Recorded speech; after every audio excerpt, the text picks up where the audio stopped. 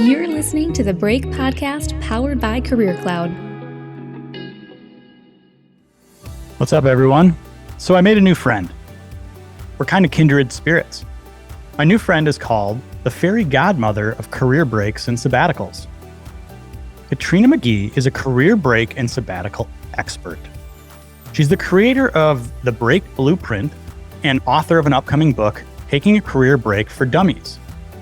As a certified master coach with an MBA, Katrina helps mid-career professionals create happier, more fulfilling lives by designing bold and transformational breaks. Her clients return from their breaks recharged, inspired, happily employed, and forever changed. On their time off, her 60-plus clients have traveled the world, launched businesses, changed careers, and more.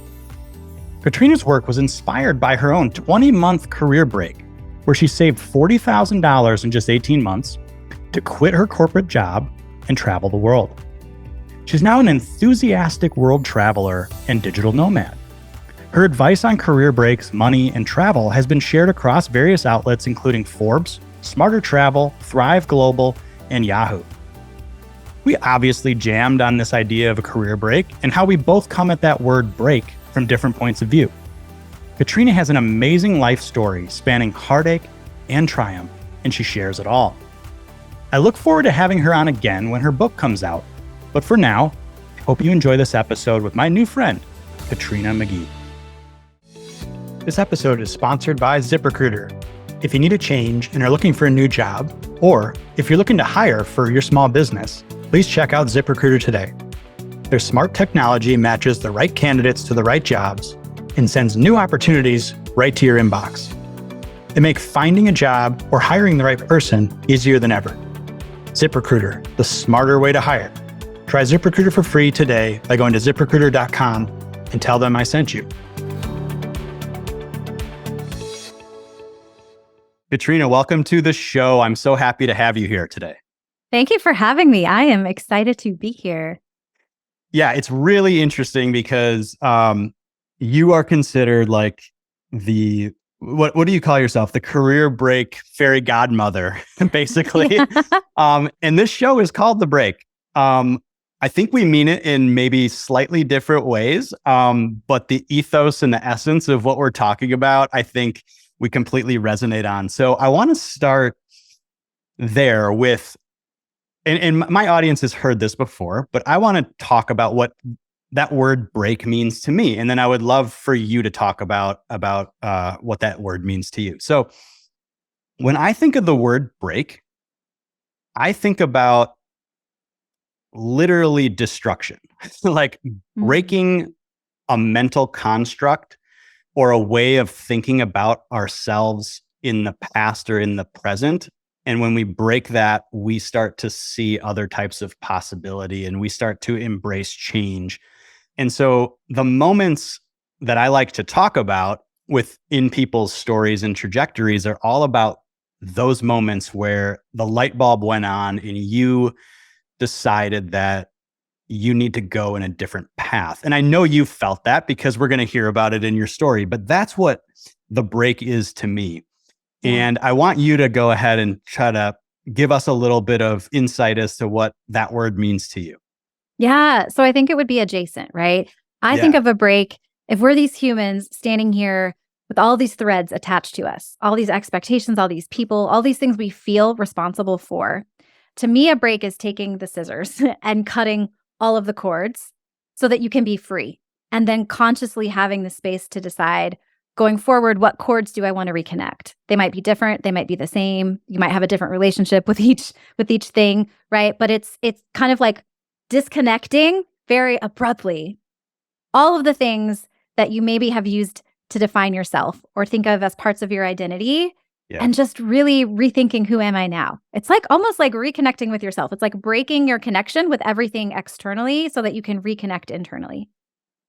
Yeah, I think that's actually a lot more, I feel like, aligned with what I was saying than I would have guessed. Because, again, talking with you offline and getting to know you a little bit, you literally coach people to take breaks. And so that's kind of where I thought you were going. But I think what you're saying is that, like, in this crazy modern world, we need to cut the cords and give ourselves space in order to really find out who we really are. Like, we need to actually create the space. Otherwise, we're just crazy people with our minds running all the time.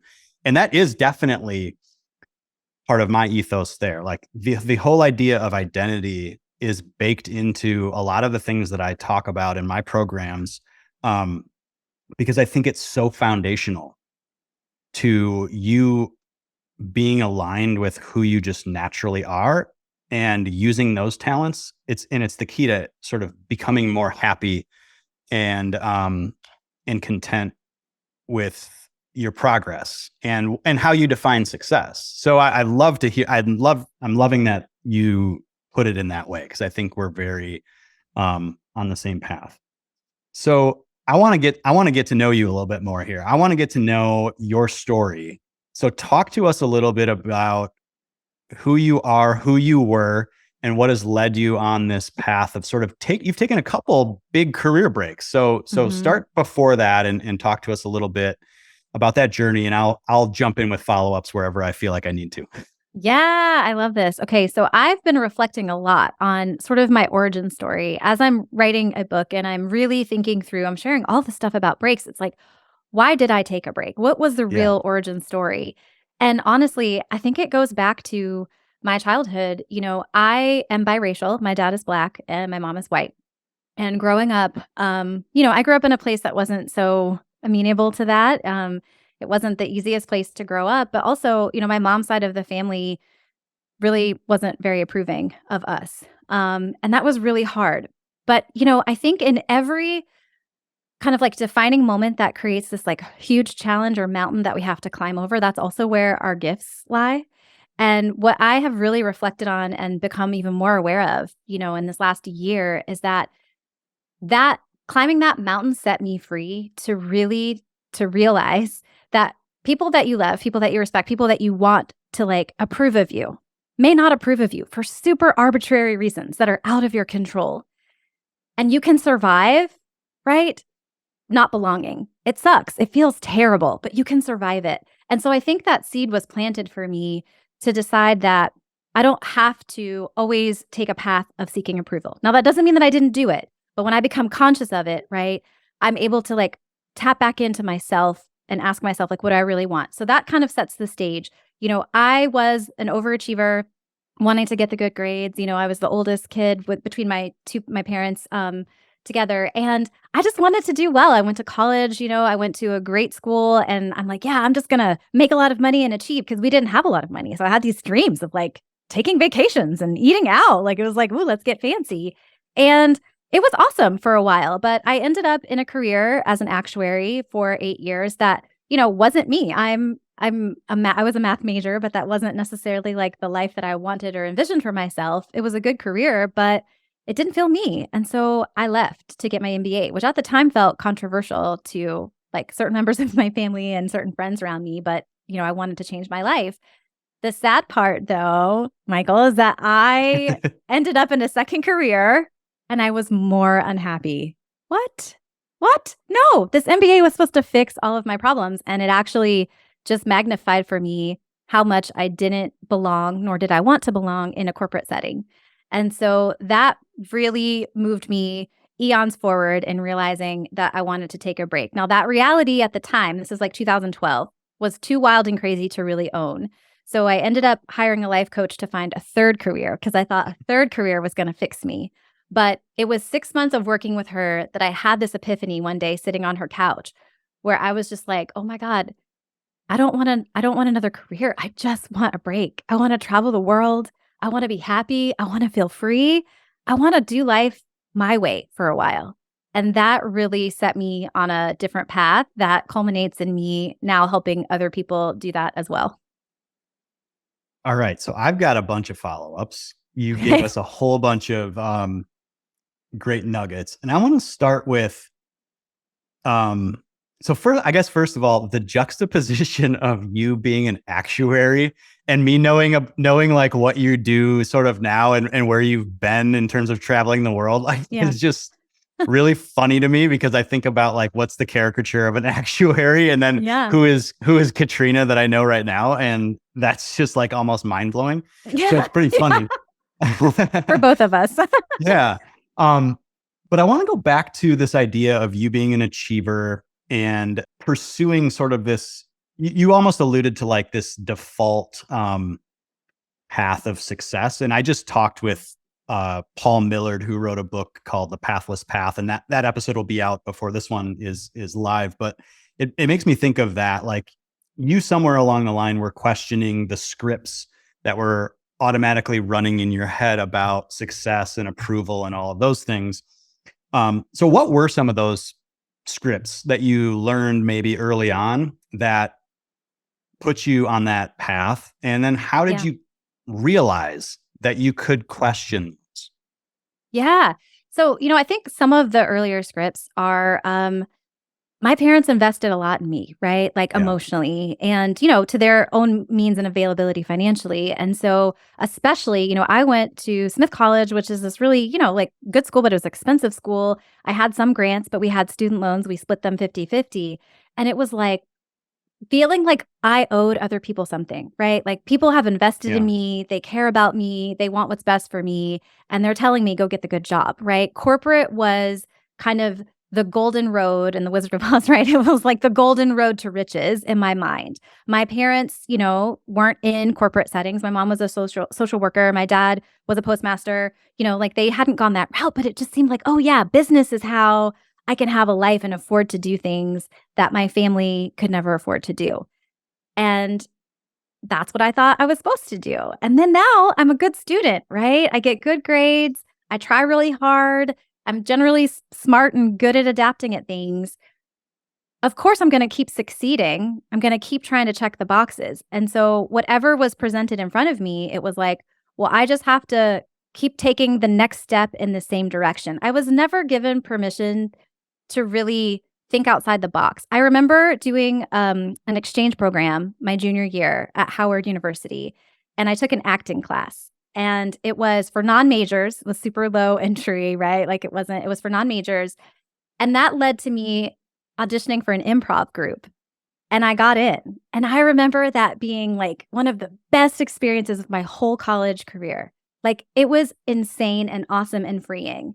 And I remember thinking at the end when it was ending, like, I could never do anything with this because there's no guarantee I would be successful. I'll go to some big city and fail and be poor and broke, right? It was just all the scripts about everything you want. Corporate is how you're going to get there. Being smart, overachieving, like doing business is how you're going to get there. I genuinely did not know that there were other ways to live at that time. It just felt like that's what I see in school. That's what I see in the world around me. And then when I'm an actuary working in, like a consulting firm, it's like, it's all just reinforcing. My world became very small. And I just really believe like I'm supposed to be good at whatever I do. And this is the only thing there really is to do that leads to success. So girl, you better be good at this, right?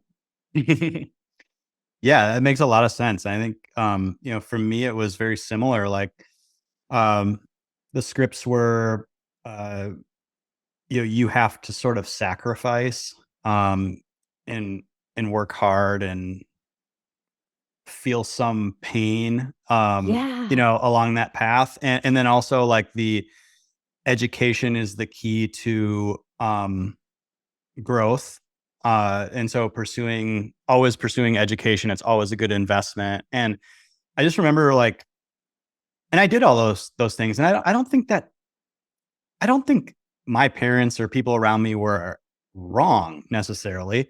But where I had turmoil was like, looking back, I didn't naturally feel that was correct, but I couldn't put my finger on it. I didn't know why. So I felt really alone as I flailed and I tried to figure out what it is that I was supposed to do. And, oh, do I need to how else can I make money? Because money is success. And like, I just felt so alone because for some reason down in here, that wasn't me.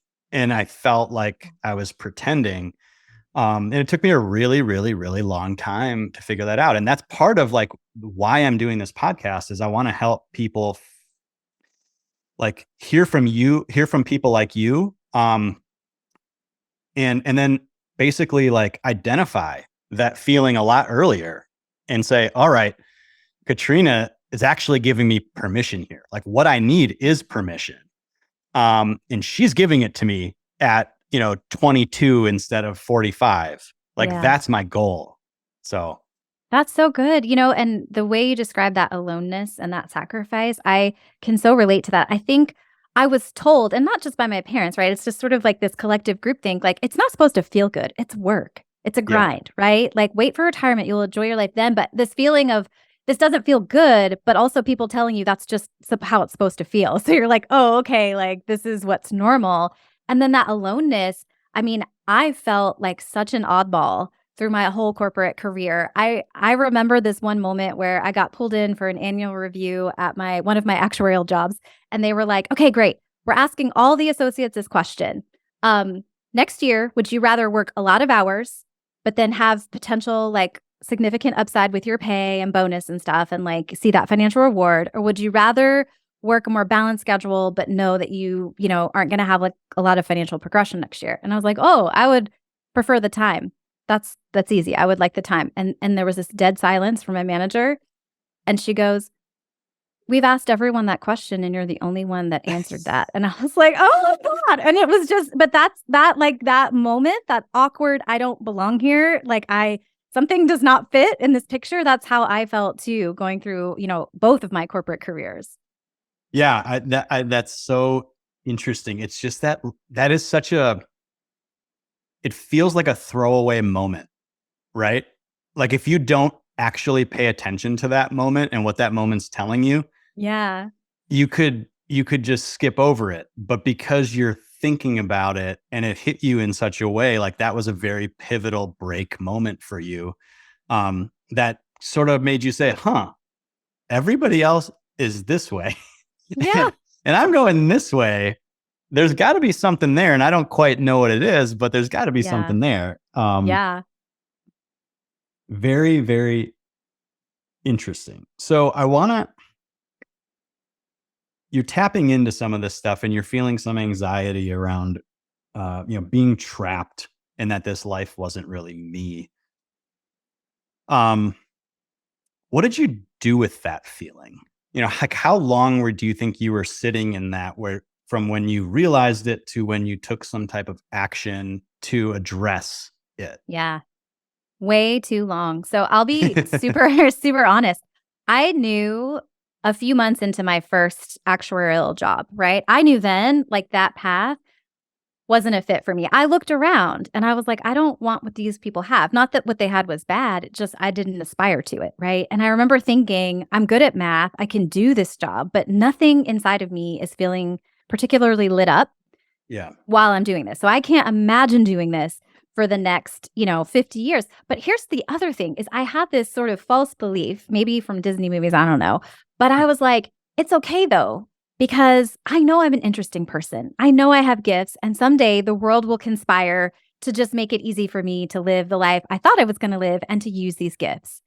And so flash forward, right? I was in that career for 8 years, and like MBA was the only way I knew how to escape a great job with great benefits. It was like, I'll just go do something else that pays as well with like similar. That was the only way my brain would like let me escape. But what I was really trying to do there, Mike, is run away. I was trying to run away, right? I didn't want the life I had. And it's like, I need to change, but like I have to change in a smart, successful way. And so that's how I ended up in business school. And then, very, very soon after arriving in my second career, which was even more sort of like political and corporate in a way, just being at a really big company, I was like, oh my God, like I'm moving in the wrong direction. So I knew for a really, really long time, but it took a lot of discomfort and courage and just like constant sort of like having this like sinking feeling of like, before I was willing to face it. And equally important, this epiphany that the world is not going to give me that moment. It's not going to just magically hand me a new career or my passion or an ability to like live the life I want and use my gifts. I have to create this because I'm going to blink and become 65 years old and retired and wonder what the hell I did with my life, because I had such a different vision of what my life would be when I was 17, and I was not remotely living up to that. You're listening to the Break Podcast, powered by Career Cloud. This episode is sponsored by ZipRecruiter. If you need a change and are looking for a new job, or if you're looking to hire for your small business, please check out ZipRecruiter today. Their smart technology matches the right candidates to the right jobs and sends new opportunities right to your inbox. They make finding a job or hiring the right person easier than ever. ZipRecruiter, the smarter way to hire. Try ZipRecruiter for free today by going to ZipRecruiter.com and tell them I sent you. Yeah, that makes so much sense. I tell people all the time. I mean, I've come to that realization too, and I wish I would have. Essentially, what you're saying is you have to choose yourself. And I wish I would have done that much earlier as well. But I had the same feelings of, okay, this doesn't feel right. I don't know how to acknowledge those feelings or what to do with them, because I think it's just, oh, this is the way it's supposed to be. Yeah. But realizing that was kind of like slowing down who I could be, or like my growth as like a person, not talking about money, status, or any of these things, but just like what is success to me, and how do I align more with that? So very similar. But I want to ask a little bit more, and I want to name some of the impediments, right? That kind of caused you to be slow in this transition, because I think this in particular is really pivotal for people to understand so that they can notice it in themselves and take action faster. So you have two of us sitting here who have very similar stories in terms of being slow to change and thinking we had to change in quote unquote smart ways or logical ways or whatever, right? So talk to me about, identify a couple of these impediments. I think like one you said, I need to change in a smart way. And then there's also some just fear-based stuff. There was also another one about just not having the, I guess, for lack of a better word, like creativity around what I could possibly do, like imagining the possibilities or seeing other versions of people who have done something different. So just let's start riffing on a couple of these, because I really want people to identify these. Yeah. One is that you never take less money, right? So that is like, I can only go financially up, or else that's failing, and that's disaster. So that was super limiting, right? Like this belief that money was the proxy for forward momentum in my life and growth. That one sucked a lot. And, just believing that in my world, it was super narrow at that point, right? So like you said, I thought I can do corporate, I can do nonprofit, and that's it. Those were the two things I thought, right? I thought nonprofit is basically corporate with less pay, but more meaning because you're helping people, not companies. Then there's corporate. Or you could do something like be a mechanic or a dentist, but like I didn't know those skills, right? So I literally thought there's like two kinds of jobs I can have in the world, and corporate is the one that makes money. So this is where I'm at, right? Those were like definitely foundational limiting beliefs that I had. What about you? Yeah. So I've stated this before, and I've talked about it a lot, but what you're describing on that, you never take less money train, which is, sort of like you're describing that linear path and progression of you always have to move up and to the right on the, on the old chart. This was like my huge break moment, which was I was a trader in Chicago. I was, very stressed out as a 20-something, and basically resigned to say, like, I need to make this work or I'm going to literally die in my chair. And somewhere in my brain as a 20-year-old man, that was okay. And I read a chapter in a book that always sits behind me, called The Art of Learning. And the chapter is called Investment in Loss. And that chapter is about the idea that very often we have to go backwards in order to make a giant leap forward. And that going backwards is not loss or failure or anything. It is an investment in your future self and in your future trajectory. And that mindset shift just blew me away, because I was linear, right? I was that guy that was like, you have to grind up and to the right. And it's harder and harder to get that marginal benefit. And I quit the next day. But the very next day, walked in, Wow. left, and I took the summer. I guess I kind of had a break, Yeah, like you did. a break in your terms. Like I took the summer off. I did nothing. I ended up going back to school and getting an MBA as well for lack of creativity or better ways of like, what am I going to do next type of a thing. So that's mine. And so I think the message here is like, we got to feel those things and acknowledge them. You got to use your brain to do the planning, but you got to use your heart and your gut to set the course, basically, is kind of how I think about it. And so many of us ignore that first part, ignore that, I think, emotional part. I like to think of it like a visual is, you're driving the car, and I think unconsciously a lot of us let fear, if fear was an entity, sit in the passenger seat. And anytime we're diverting on a path that fear doesn't trust, it just reaches over, it grabs the steering wheel, it tries to push the pedals, and it just basically tries to dictate where the car goes. And it's screaming at us, we're going to die, we're going to die. But actually, a lot of times we're not going to die. It's just going to be different. And so I like to think of it as, can you put fear in the back seat, put its seatbelt on, right? So it can inform you. It can say things like, I'm worried we won't have enough money to feed ourselves. And you can think through to the planning part, right? You can think through, well, what's my response to that? But not letting it be the thing that decides the direction, right? Like to your point with the heart and the soul, it's like that should be telling us the direction, and fear should be informing the plans that we build around it so that we're as prepared as we can be. Although arguably you can never be fully prepared for anything because life is a big surprise for better or for worse. Yeah, I mean, now you're opening the can of worms of uncertainty and fear and all this, which is phenomenal. I mean, I think I cut my teeth in my first career kind of in the investment world, and so I really got a crash course on risk and uncertainty, and having even being the idea of being correct and wrong at the same time, like theoretically, directionally correct in your predictions, but still somehow losing money because the market moves against you, for a short time, and you start to like all of these crazy Jedi mind tricks that happen in that profession. And so I talk a lot about this idea of uncertainty, sort of as the root of fear. Like a lot of people don't want to say like, I'm afraid, right? So I use the word uncertainty. Like humans are just horrible at really estimating and understanding uncertainty. Like there's two kind of poles to it. Like one is, and a lot of corporate types are like this, like the world is very certain. What I do every day is very certain. And those people start to optimize their lives and their lifestyle for making $10,000 a month every single month, right? And having no variability. And they're the ones that are susceptible and at risk of some type of exogenous shock. And then there's the other pole, which is really everything is scary. And so I don't do anything and don't reach my full potential and I'm not happy.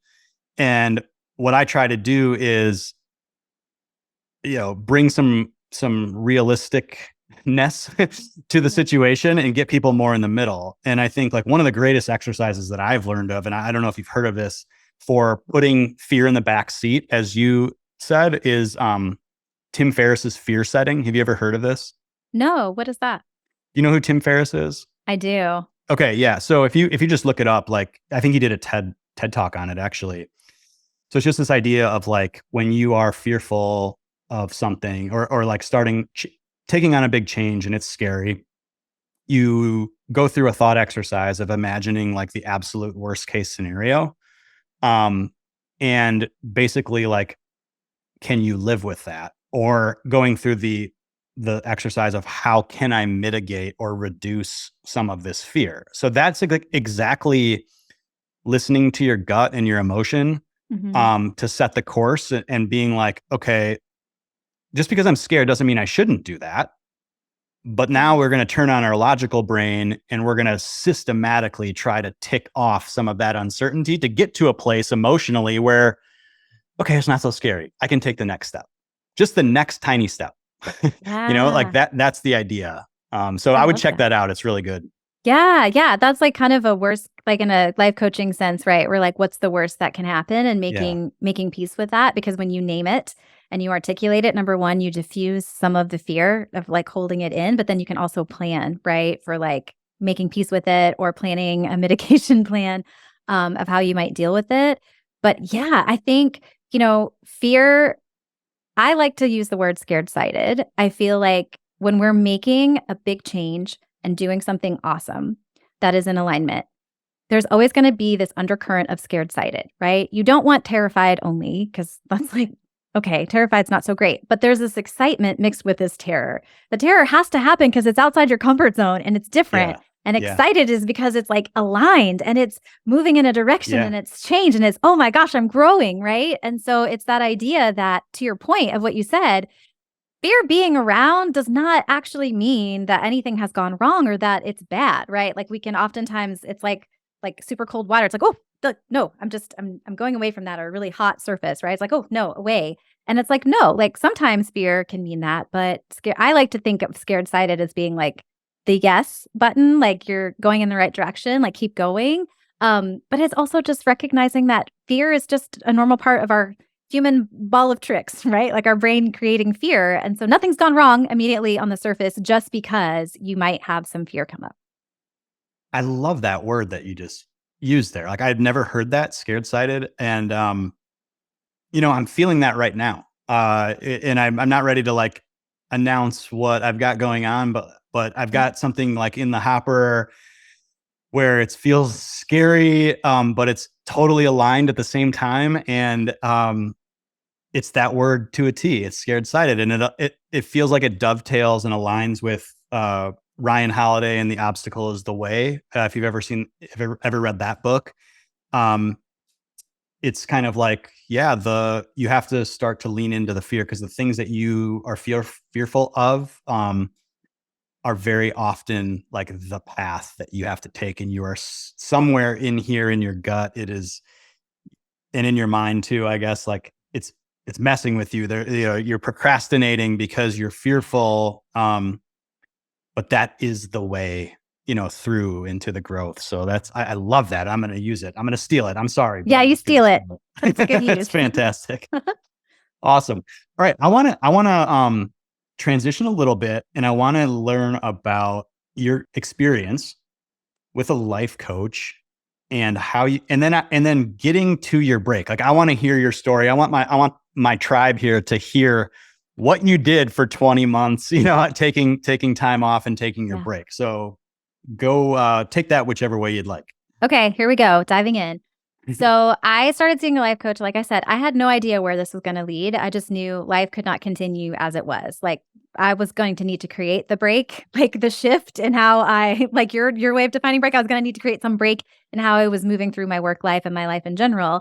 And when I had this epiphany, that just was this voice inside of me that was like, you don't want another career. You just need a break. It was like, oh my goodness. That felt like a bomb had gone off, because talk about scared sighted. It was like equal parts terrifying and thrilling, like merged, like mashed together. And I was like, oh my God, yes. And oh my God, how? And so I walked out of that session with $1,500 in my bank account, like, $60K or something worth of MBA loans, and a house that was underwater because of the housing market that I had been renting out in Atlanta to a tenant only because I couldn't sell it because it was like worth half of what I paid for it. And it was like, who in the world would look at my situation? I'm 8 months into a new career after investing in an MBA. Like, who would look at my situation and think this is possible? Almost no one. But it also felt so true to what I wanted. And so I spoke it to my life coach. I was like, listen, this is what just came up for me. And she was like, well, it seems like it's coming from a really aligned place. So I guess we've got to honor that.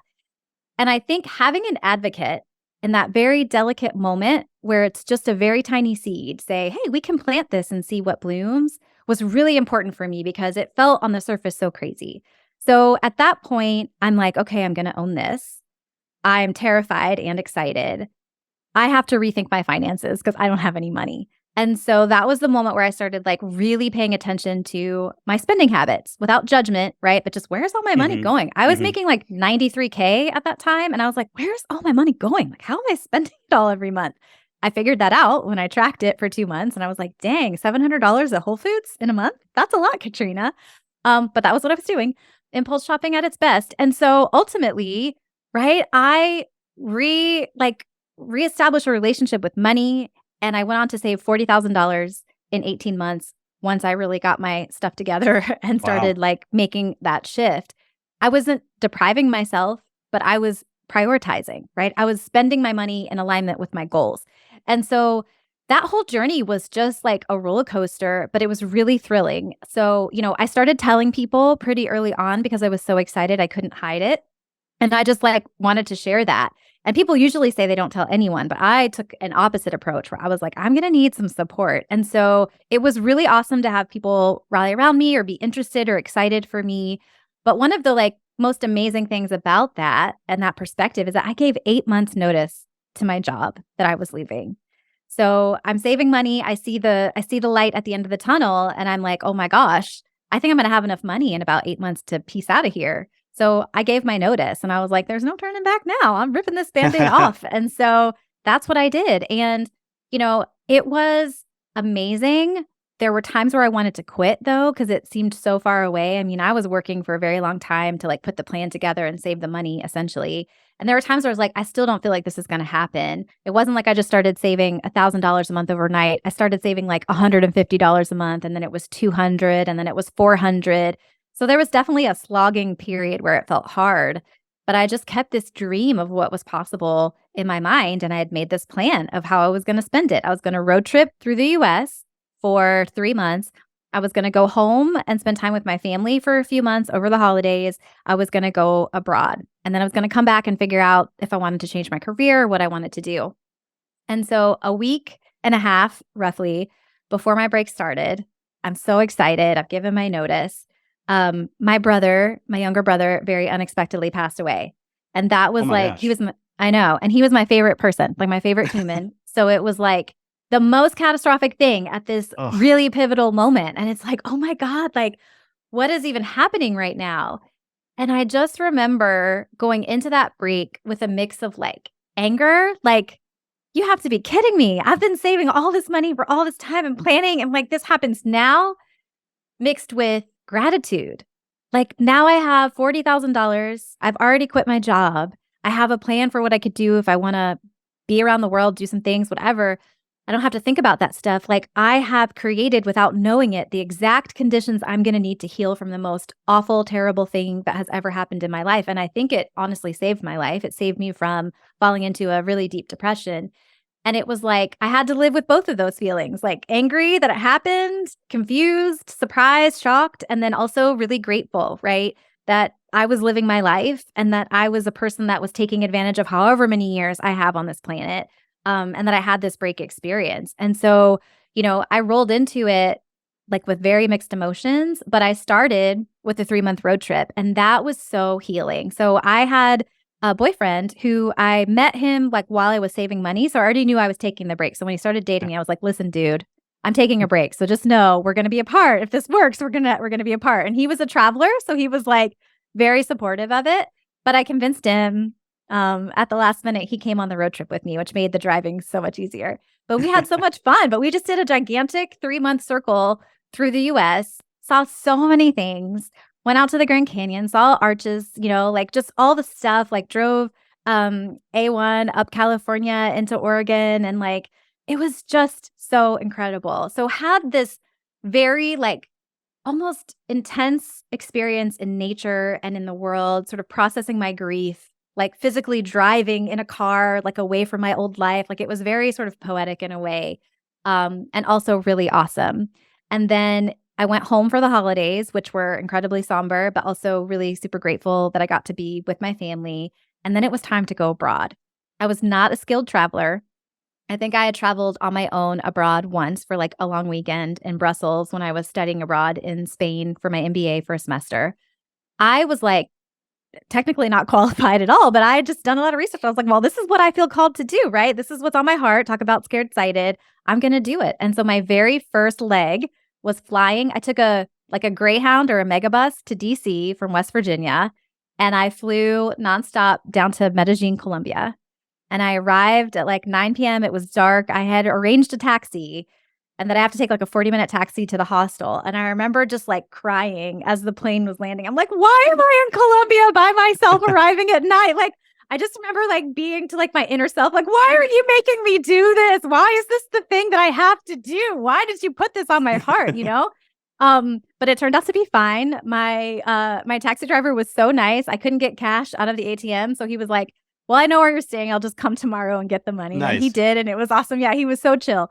But it was an incredible experience. But there was so much fear and so many first on that journey. And it just got better from there. And, I ended up going down to Argentina. I rented an Airbnb for a month, sight unseen, in Buenos Aires, just because I saw Evita in high school and I was like, or college. And I was like, Buenos Aires sounds cool. I want to go there.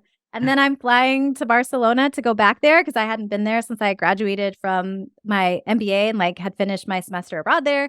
And I'm traveling around and it's amazing. And then I go to Provence because Peter Mayle wrote about a year in Provence and he talked about all the amazing food he ate. And I was like, I've got to go eat in France. So I did. And it was just the most incredible thing. And then I ended up in Southeast Asia. I took a yoga teacher training, even though I was probably the worst person, like skill wise. I was just like, I just want to learn about yoga. Like, I didn't actually want to be a teacher. I just wanted to learn. I was like, this seems like a great way to learn. So I went to Bali and got certified as a yoga instructor. And so, I just really lived my dream and then came back, decided to move to Denver and relocated. My boyfriend joined me there. And I spent a few months having a bunch of fun, taking classes online, learning about fermenting vegetables, and just really being open to what I might want to do next.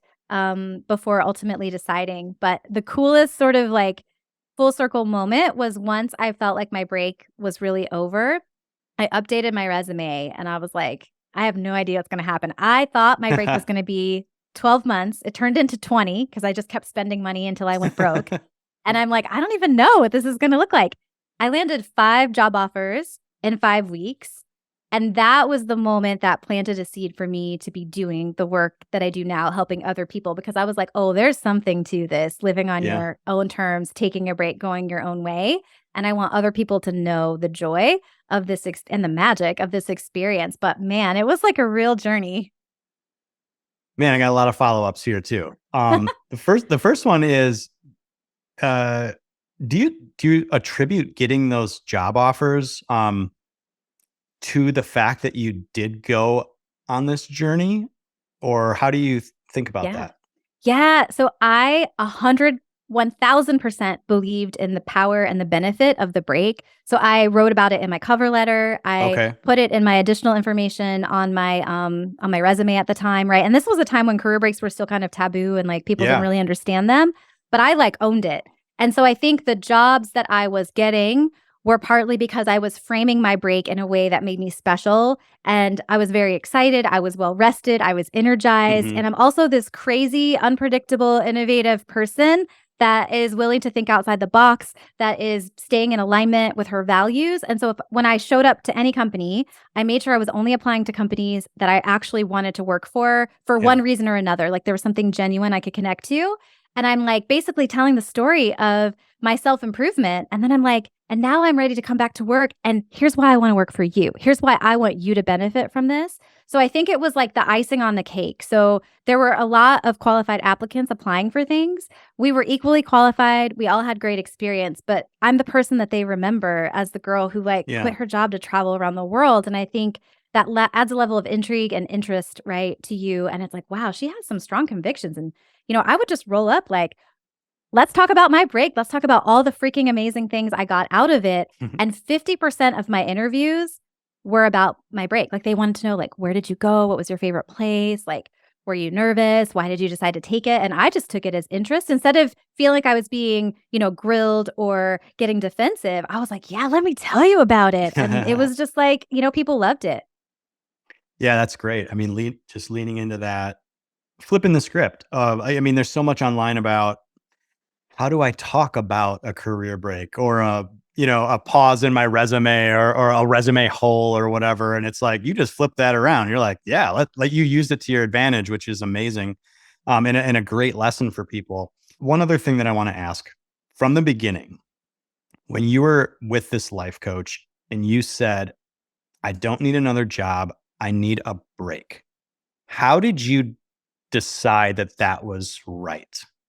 Like, how? Because I think a lot of people are saying, end up saying, no, I need something different, but I don't know what it is. But you were like, I don't need another job. I just need a break. Yeah. Oh, that's such a great question. So I had been denying it for a long time. Like it was buried so Right. deep, right? That it took me 6 months of working with my life coach to even have that voice feel safe enough to appear. But this is what was true. When it was spoken, it reverberated and it resonated inside of me like a gong or something, where parts of me that didn't ever come online tingled, right? Like my heart, my excitement. And it just felt like a truth, like this undeniable truth because of how it felt in my body. Like I was still on that couch, right? I wasn't distracting myself with conversation. I wasn't trying to suppress my thoughts. I was just very open. I'm in a session with my life coach. My brain is like very open and considering and like just, aware. And it was like in that moment, there was so much space to just feel it in my body. And like I talked about that scared sighted, it was that feeling of as equally terrifying as it was also like a hell yes feeling in my body. And to sound, I know, super cheesy and cliche, but in 2009, I was heading into my second year of business school. So like middle of the MBA, experience. I've taken on all this debt and I got my hands on Elizabeth Gilbert's Eat, Pray, Love. And I remember reading it and that same feeling appeared. This is 2009, where it was like, ding. And it was like, oh my God. And I just remember thinking like, wait, adults can quit jobs that are good and just do what they want and travel the world? Because I thought I'd missed my chance. I was like, well, I didn't do a gap year. I didn't do like a whole year study abroad. Like I just missed my chance, And it was like, wait, what? I can do what I want? And then my brain was like, you're in an MBA program. You can't drop out. You can't whatever. And I was like, bury this so deep, deep, deep inside. And I like zipped it up and I like stapled it together. And I was like, banish you, to like the darkest recesses. And so I think it was that knowing reappearing, right? Several years later in that life coaching session. But I was in such a different place where I was willing to hear it and to honor it, even though it felt terrifying. Does that answer your question? Yeah. I mean, I think the lesson there is, I think it just goes back to what we were talking about. Like, it's really hard to think your way to the right answer. You have to start to figure out how to tap into how you feel in certain situations and feed that and see where it takes you. It's kind of this idea of like being open to possibility, being more playful, less planned. And I think at the end of the day, I think that's what your break ended up doing, is just giving you that space. And it, again, from the outside to a lot of corporate people or very logical people, it seems like Katrina is going off the deep end and wasting her life and her money and all of this kind of stuff. But it's actually this space to, it's weird, but how you take these new experiences and how when you expose yourself to new experiences, like the confidence you can build to take on other new things and to try other pieces of, I just take other experiments, I guess is how I would put it. Like the belief in yourself just starts to rev. And so, I mean, I hear this a common theme all the time. Like Paul Millard talked about it as well. Like he advises everybody to go try to live abroad. And it's really hard to explain, but it's just like when you put yourself in this really vulnerable situation, and something brand new, like you just develop this confidence and you start to think in different ways that are much more plastic and adaptable. Yeah. And, like I so agree with that. I love how you stated that. And I also think there's something to our brains, if we're only using our brains, right? If we're trying to think our way through, as you said, it's like our brains can only imagine what has been created by ourselves or someone else. That's it. Right. That's the limited set, right? It's like, well, this is what it could maybe look like based on like what I've seen before. What's waiting for you on the other side can be so much bigger, but it can be something that you've never even considered before. And so I feel like if you're only thinking your way into your solutions, you've limited yourself. You can only create more of what you've had. If you want to like break through to a new level, you have to be willing to go to a place you haven't been before, because your brain can't think you there, right? Your soul can lead you there, but your brain can't think you there. And I think there's also so much wisdom in, the somatics, right? Like our body stores a lot of knowledge, and it also is a great indicator of the things that we do and don't want. And so, like paying attention, like in that moment that I had on the couch, just paying attention to how does this feel in my body? Because your brain is trying to keep you safe. It's trying to keep you small and safe by default. So it's going to immediately dismiss things that feel unsafe. But your body is like, yeah, no, hell yeah, I'm expanding right now. I'm expanding. And that's something to pay attention to as well. You're listening to the Break Podcast powered by Career Cloud. This episode is sponsored by ZipRecruiter. If you need a change and are looking for a new job, or if you're looking to hire for your small business, please check out ZipRecruiter today. Their smart technology matches the right candidates to the right jobs and sends new opportunities right to your inbox. They make finding a job or hiring the right person easier than ever. ZipRecruiter, the smarter way to hire. Try ZipRecruiter for free today by going to ZipRecruiter.com and tell them I sent you.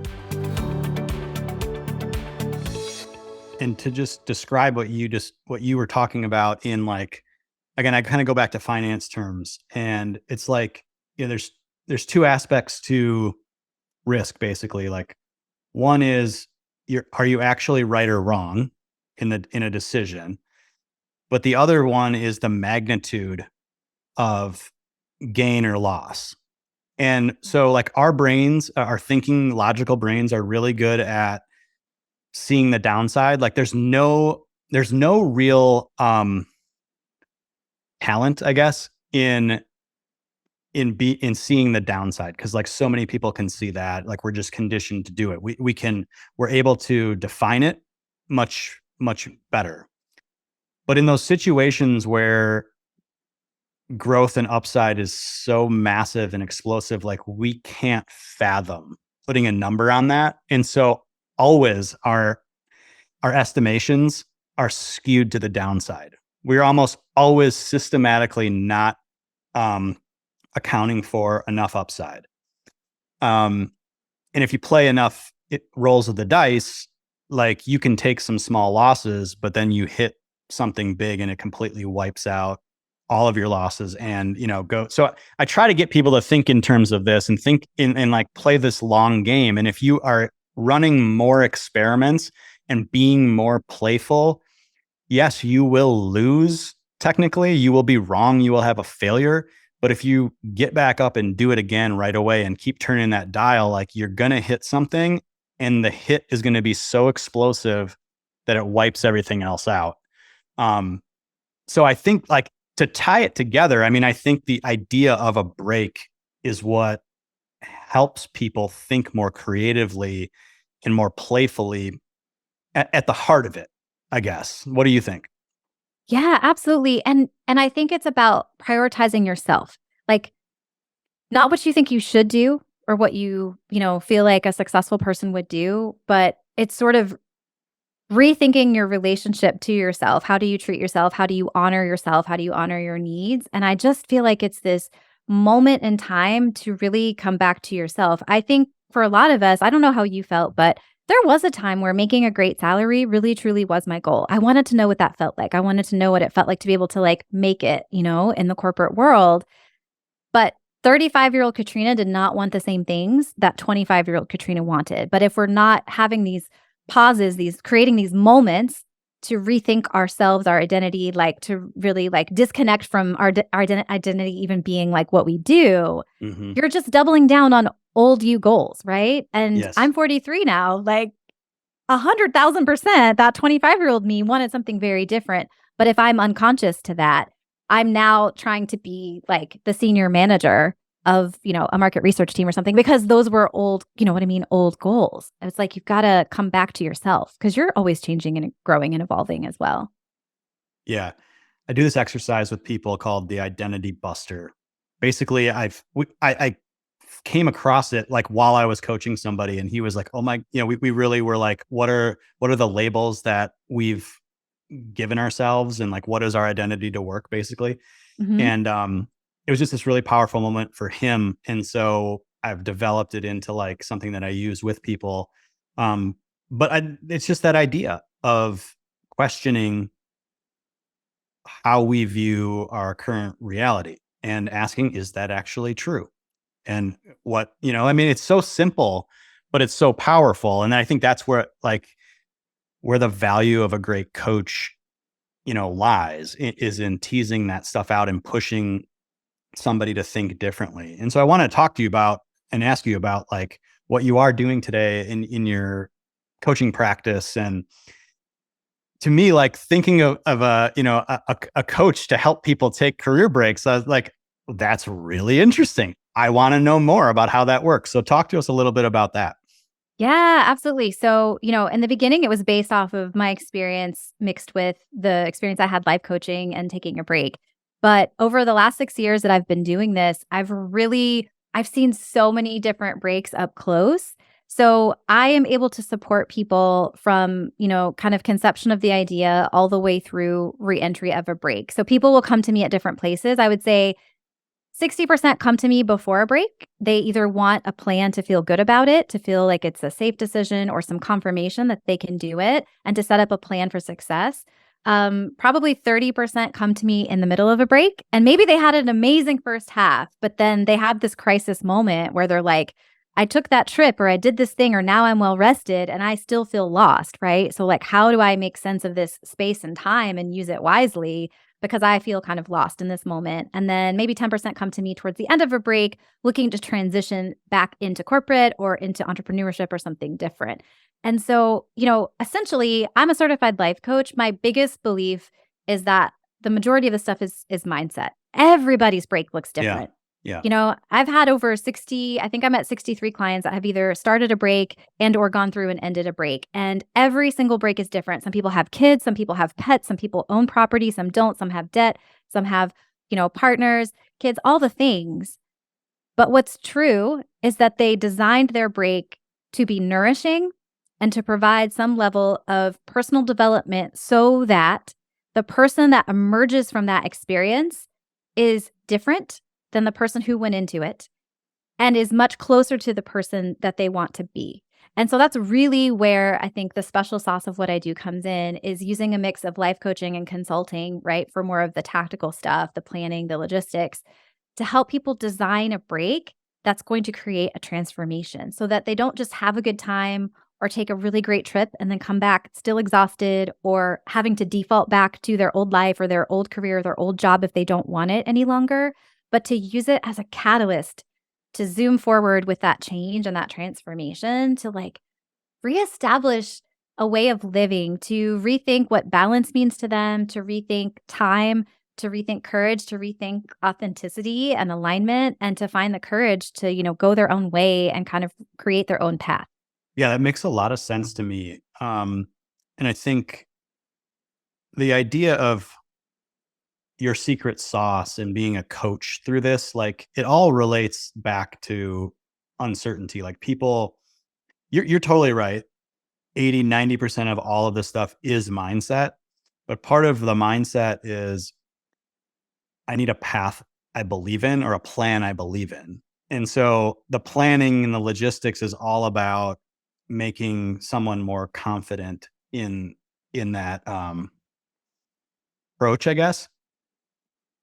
So, and then I heard you say like the secret sauce is sort of making sure that people go through this with some transformative experience and not just a big expensive long vacation, which makes total sense. And so I'm wondering, that seems hard, right? Like I'm wondering what is there. I know you have like a blueprint, and I don't know what you want to talk about related to that, but like give people a sense of like how that sort of looks, because I could totally see a lot of people like gearing up to do something like this and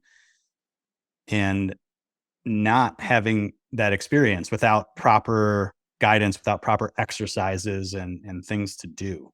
Yeah, I love this question. So I think, at a high level, your growth is going to come from being willing to do things differently, being open, right? And being willing to challenge what we talked about, being willing to challenge old ways. Like, is that a default? just considering it, right? So two of the biggest fears, they're not the biggest, but they're in that big set of fears is, will I be bored, right? And will I like just even know what to do with that time? And another one is like, what will people think of me? Will I seem lazy? Will they think I just couldn't hack it, right? All these things. So as an example, when you're on your break, part of that transformation comes by being willing to lean into the things that are uncomfortable, being willing to be bored, being willing to have a day or a week where you're not doing things and to question, is this lazy? Does this feel good? Does this feel bad? Right? To go lean into people having judgments about what you're doing and see, do I die or do I not die? Oh, I'm actually happier when I do what I need to do. So, the blueprint was created through my experience mixed with coaching other people, and it has the 7 elements of a successful break broken down. And I think the first 2 elements are the most important. That is your purpose statement and 4 themes for your break. So when we talk about how do I have a successful experience, you have to start with the end in mind. What does a successful break give you, right? What does your version of success look like? And why are you willing to take this break? Why are you willing to risk things? Why are you willing to take a step backwards to take 10 steps forward? Like, why are you willing to take on this risk? And being able to articulate clearly your purpose and the 4 themes helps you know, what do I need to fill this time with? What are the things that I need to do to nourish myself, to inspire myself, to re-educate myself, whatever, your themes are. It helps you have a structure for success and to know what you're trying to build. It's like creating the blueprint so you know what the house is. I mean, you might not have the paint colors or the furniture picked out yet, but you have a sense of what that structure is and what it is you're trying to build before you start buying the equipment to build it. Yeah, that makes so much sense. I love you're speaking my language in terms of like having a purpose statement or starting with defining what success looks like. I think about it in like, I studied like ancient wayfinders, right? Like people that navigated the Pacific Ocean thousands of years ago and had no idea where they were going, but had some idea of like where the North Star was so they could tell where they were, they could orient in some way. And I think about it like that. And so that makes complete sense. It's like, and being really clear and true with yourself about why are you doing this? Because you are willing to take on all of these things and all this time and this expense. And why is that? And I think that's like a really powerful question for people to answer. Like, I think people gloss over it. It's like, well, because I feel like I need to take a break. And it's like, well, why? Like, who has influenced you? Why? Like, what is it that you are missing? And so I love that. And I think it makes complete sense that you need guidance. Like you're talking about career transformation or life transformation, and you're doing it through a vehicle of a break, because that is the medium with which you can get really, really interesting results. So that makes so much sense. I'm wondering, I got this big question. Hopefully it's going to be a big question. And then I've got some like just rapid fire kind of closing questions, but like to bring this conversation full circle. You were just talking about how, success is sort of predicated upon your ability to be open to new experiences. And I totally agree with that. And then I remember in the beginning of this conversation, we talked a little bit about how both of our changes in the early days were, for some, we had a very narrow vision. We had sort of a lack of creatively thinking about what our options could be. And I'm wondering, looking back on, I don't know if you've thought about this before, but how pivotal was that improv experience in opening your mind to possibility? Because, and I don't want to be suggestive, but it feels like in your story, like that was in a spot where that may have really broken some of your thinking, in breaking in my terms, right? Some of your thinking, because I just love that idea from improv of yes and, like it's yes and, there's never a no. You have to continue. You have to be open to whatever comes to you. So what do you think about that? Yeah. Oh, no one's ever asked me this question before. I really dig it.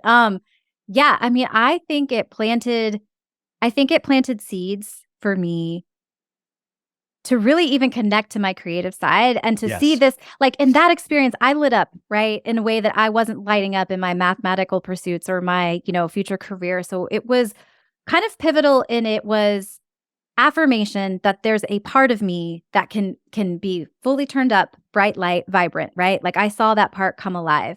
It's interesting, there was one moment before this that was similar but different, and this happened actually, I guess it happened right after that. It was like the year after that. So when I was graduating from college, I got job offers. I was a math major, and I got this offer from Cigna, and I remember it was like $38,000, and my mom was like, girl, we did it. Like, because it was like 2001, like the market was crap and like everything was like going like to hell in a handbasket. And she was like, you've got a job. Like, they'd invested so much, and she was so excited. And I remember the sinking feeling because I knew I hated New England and I wanted to move to Atlanta. I just had it in my head. I wanted to live in Atlanta.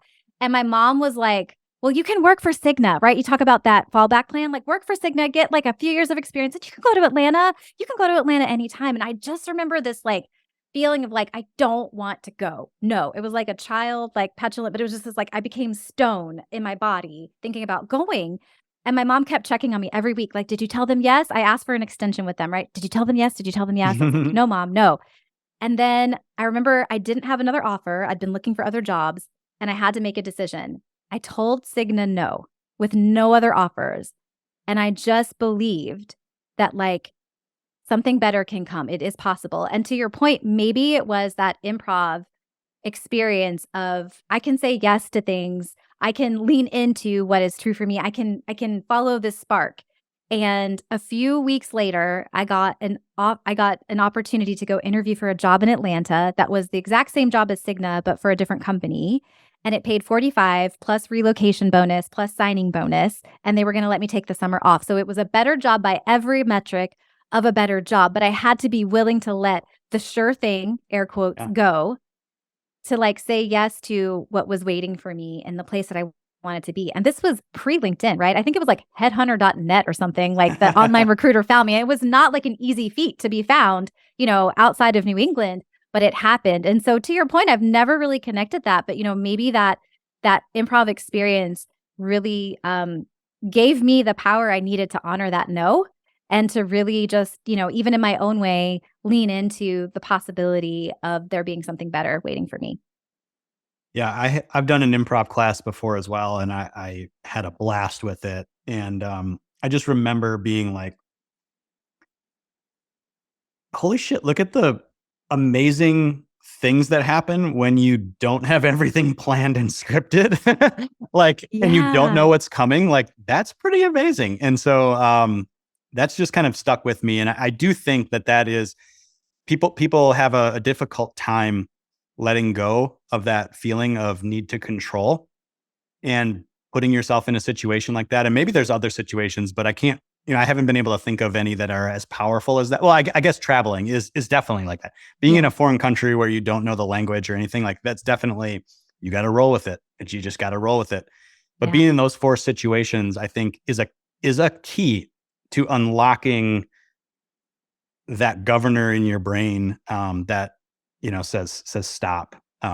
So I just it was one of those things I just listened to in the conversation, and I figured I'd go for it. Yeah, well done, well executed. I like it. Awesome. All right, well, I'm gonna get you some rapid fire questions here because we like our books and we like to hear about where other people are getting their information. So I've got a couple rapid fire questions and we'll kind of close this out, and I'll let you get off to a maybe an early weekend. But first question is there a recent author, thought leader, or influencer that you come across that has really caught your attention?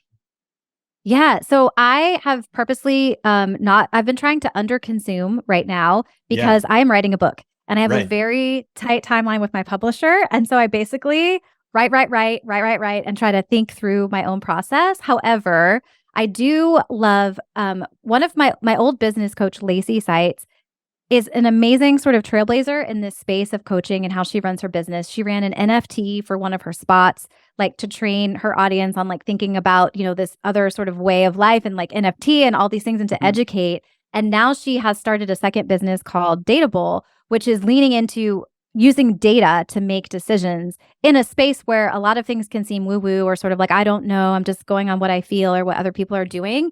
And so what I think it's been for me as far as like influencing and thought leadership is just really taking a step back to, you know, think about this AI stuff that's happening mixed with, like the importance of data and just thinking about like even in myself and my business and the world around me, like how can I start to think about adding value, but also using the inputs available to me to continue to have an even bigger impact and to be, more of a thought leader, not just in career breaks, but in how I'm trying to influence others through that medium. So, it just gives me a lot of like, she sends her weekly emails and I'm always like, oh, taking nuggets away and things. So I've really been enjoying that.